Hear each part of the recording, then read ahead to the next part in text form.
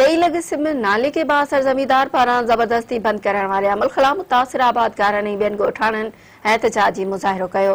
हुन ॾिस में देह सांगी लॻ नसीर केनाल मां निकिरंदड़ नसीर वाह जे नेकाल सिम नाले के देह ढाबी जे ज़मींदारनि पारां गैर क़ानूनी सरकारी ॾाढ ऐं ताक़त जे ज़ोर ते ज़ोरी ॿधण जी कोशिश कई वई। बासर ज़मींदारनि जे अहिड़े अमल ख़िलाफ़ मुतासिर आबादगारनि ऐं ॿियनि ॻोठाणनि एहतजाजी मुज़ाहिरो करे सख़्त नारेबाज़ी कई। मुज़ाहिरनि चयो त बासरनि पारां सिम नाले खे बंदि कयो पियो वञे। ही देह सांगी खे हाणे ॿोड़ण चाहिनि था।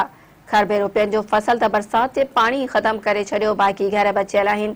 उहे बि हथरादू तरीक़े सां ॿोड़े ॻोठाणनि खे दरपदर करण घुरनि था।